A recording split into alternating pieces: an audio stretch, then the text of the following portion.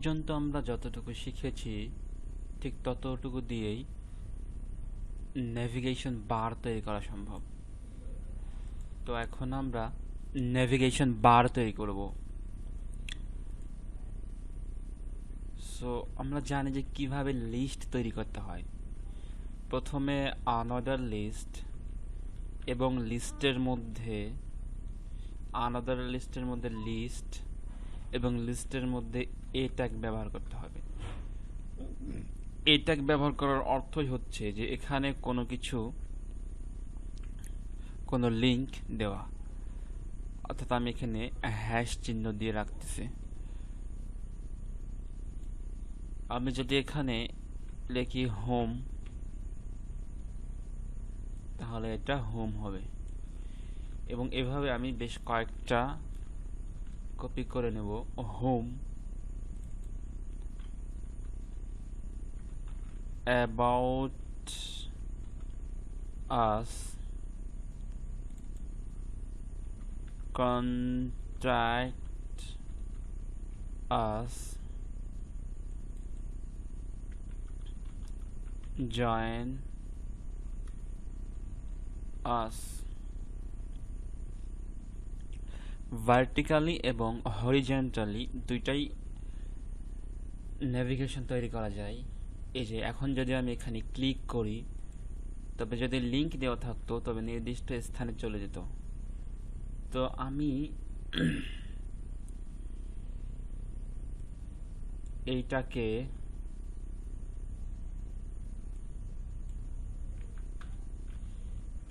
Style করি। যদি আমি এটাকে স্টাইল করি, আমি চাচ্ছি ডটগুলো থাকবে না, সেজন্য আমি এখানে দিতে পারি লিস্ট স্টাইল এবং টাইপ। লিস্ট স্টাইল এবং টাইপ যদি এখানে নন ইউজ করি তাহলে এটা গায়েব হয়ে যাবে, এখানে ফোটা ফোটা ছিল এগুলো গায়েব হয়ে যাবে। এবং যদি আমি এখানে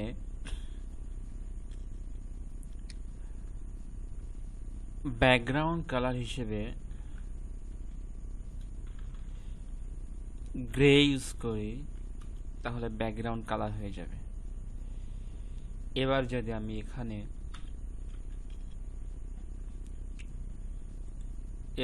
এই ট্যাগ লিস্ট ট্যাগটা নেব আর কি, ইউএল ট্যাগ এটা নিলাম, ইউএল ট্যাগ নিলাম। এবার এলআই ট্যাগ নিব, এলআই ট্যাগ নিব।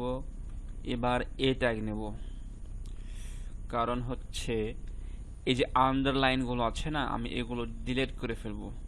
তো টেক্সট ডেকোরেশন আমাকে ইউজ করতে হবে। সো টেক্সট ডেকোরেশন এগুলো আমরা অবশ্যই শিখেছি। টেক্সট ডেকোরেশন আমি চাচ্ছি নন থাকুক, এই যে আন্ডারলাইনগুলো হারিয়ে গেল।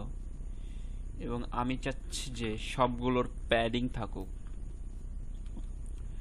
প্যাডিং 20 পিক্সেল দিলাম। এবার আমি এটাকে যদি কালার করি,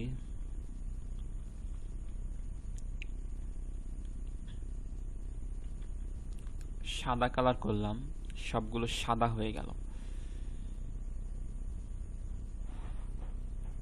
এটা এইভাবে হরিজন্টালি হয়ে গেল।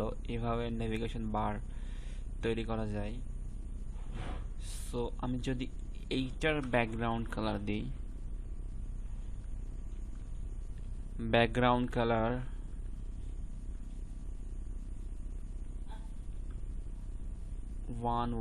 One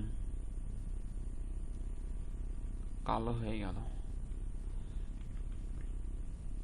they background colour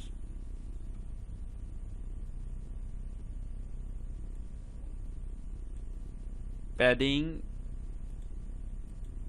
left use করি, প্যাডিং লেফট সব দিকে না, প্যাডিং লেফট ইউজ করলাম।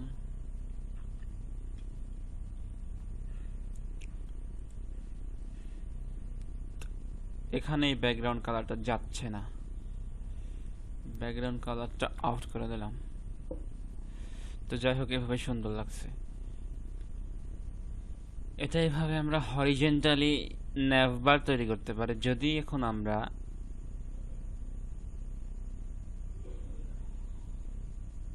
এটার হোভার করতে চাই তাহলে কি হবে? সম্পূর্ণটাকে কপি করে